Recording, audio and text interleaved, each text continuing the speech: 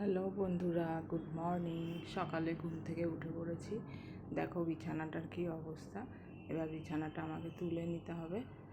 বালিশ চাদর ঠিকঠাক জায়গায় রেখে বিছানাটা ঝেড়ে নিলাম। একদম পুরো টান টান করে পেতে নিয়েছি। জানলাগুলো থেকে ভীষণ রোদ আলো আসে। এই গাছে জল দিতে এসেছি। এটা হচ্ছে জেট প্ল্যান আর এটা হচ্ছে নয়নতারা। এই নয়নতারাটা কালারিং, জাম কালার মতন ফুল হয়। এখন ফুল ফোটেনি। গাছের মাটিটা শুকনো দেখলাম। এটা কুমড়ো গাছের দানা লাগিয়েছিলাম। এই বর্ষার জল পেয়ে একটু বড় হয়েছে, সেরকম মাটি পায় না।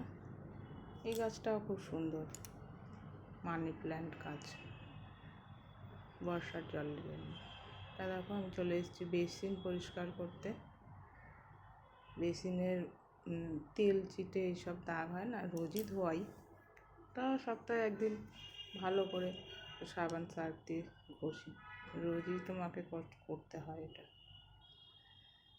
আর বেসিনের ধোয়ানোর পরে আমি কিছু বাসনও মেজে নিচ্ছি। এটা ঝুড়ির মধ্যে উপর করেছি বাসনগুলো মেজে। রান্নাও করতে হবে, কারণ আজকে একটু বাইরে বেরোনো আছে। উচ্ছে ভাজা করব। এটা ব্রেকফাস্টের জন্য সবজি কাটছিলাম, গাজর, বিনস। এবার উচ্ছে ভাজা করব বলে উচ্ছেগুলো কেটে নিলাম।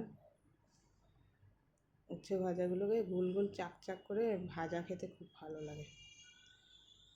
আর তার সাথে আমি একটু ডালও করব। গরম জল করে নিয়েছি, করে নিয়ে ডালটা একটু গায়ে অনেক লাগা থাকে, ধুলো মতন, ওই ধুয়ে ওই জলটা গাছে দিই। আর ডালটা ফোড়ন দেওয়া হয়ে গেছে দেখো। এটা কুমড়ো আর আলু দিয়ে ফোড়ন দিয়েছি, এটাও খেতে ভালো লাগে। তার সাথে আমি করব পটল কেটে নিয়েছিলাম, পটলের গোটা পটল পোস্ত। এটা তোমার পোস্তর মধ্যে ইয়েও দিয়েছিলাম, সাদা তিল, পোস্ত আর সাদা তিল বাটা। আর এটা দিয়ে আমার পটল তো এমনি ভালো খাই, কিন্তু গোটা পটল পোস্তটা খুবই ভালো খাই। এটা হলে আর ভাতের সাথে অন্য কিছু লাগে না। আর বাইরে সেদিনকে রোদ গরম ছিল, আর আজকেও তাই রোদ গরম। আর ওটা হয়ে এসছে, জল দিলাম। জল দিয়ে ভালো করে শুকনো শুকনো নামালে আর উপরে কাঁচা তেল ছড়িয়ে দিয়ে দারুণ লাগে ভাতের সাথে। পটলের যে চোকলাটা কেটেছিলাম ওইটাকে বাটবো, সেই জন্য এটাও রেডি করে নিচ্ছি। এটা বাটলে একটু নুন হলুদ দিয়ে বা রসুন কাঁচা লঙ্কা এটা দিয়ে পেস্ট করে নুন হলুদ দিয়ে বাটলাম। আর এই গাছটা দেখো আমি দেখাচ্ছি, রান্নার পাশেই রেখেছি যাতে সবুজ দেখতে ভালো লাগে। খুব সুন্দর হয়েছে, কিন্তু সারাক্ষণ বলতে অন্য সময়ে এরকম থাকে না, এই বর্ষাকালটাতেই এরকম বাড়ে। একটু রেডি হয়ে নিচ্ছি, বাইরে বেরোবো এক্ষুনি বলছিলাম।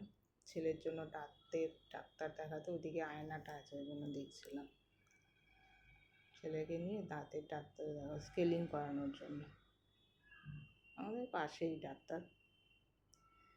একটা কানে পড়লাম আর একটা কানে দেখো পরানোই যাচ্ছে না, কানের তেলটা ঢোকাতেই পারছি না।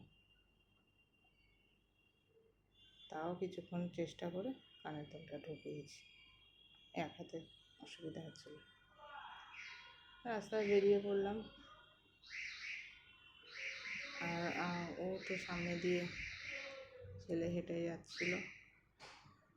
আমার রাস্তাতে ভীষণ দেখো সামনে এগিয়ে যাচ্ছি। রাস্তা আমি তো রাস্তায় এই টুল রাস্তার ক্লিপটা দেখছিলাম, আমি দেখা যাচ্ছে না, ক্লিপ দেইনি। আর ছেলের সাথেই এগিয়ে যাচ্ছিলাম।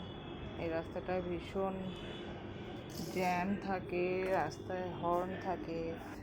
এখন দেখছি একটু ফাঁকা আছে, যখন বেরিয়েছি মেন রাস্তায় চলে এসেছি। অটো স্ট্যান্ডে অটোগুলো দেখো ফাঁকাই, কোনো প্যাসেঞ্জার নেই। আর রোদ খুব গরমও ছিল। ডাক্তারখানা সামনেই, এই যে দেখো চলে এসেছি। ভিতরে গেলাম, গিয়ে এটা নতুন রেনোভেট করেছে। এই ছাদ বেশ ফল সিলিং লাগিয়েছে, ভালো লাগছে দেখতে। এবার ডাক্তার ওয়েটিংয়ে আমি বসেছিলাম, ছেলেও বসেছিল। ডাক্তার পরেও ভেতরে চলে গেছিলো, আমি একাই বসেছিলাম। এবার বসে বসে অনেকটা সময় থাকতে হয়েছে, তাও 20 মিনিট। এগুলো ব্লিচিং করতে হবে। আমি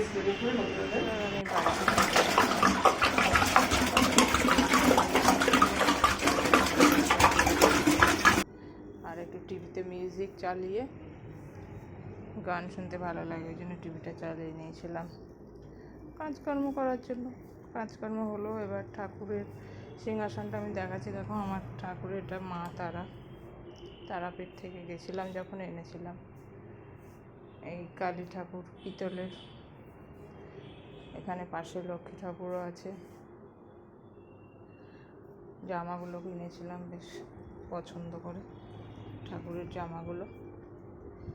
আর নিচে সরস্বতী ঠাকুর আছে, গণেশ ঠাকুর আছে। এগুলো আমি পরে কিনেছিলাম। এখন আমাদের এটা ভাড়া বাড়ি তো, প্রমোটিং হয়নি, সেই জন্য আমি ঠাকুরকে এইভাবেই রেখেছি, আমি যেরমভাবে পেরেছি। বিকেলে দেখো, এটা সন্ধ্যেবেলা, ছেলের ল্যাপটপটা খারাপ হয়েছিল, তাই ঠিক করতে এসেছিলো। আজকে এতটুকুই।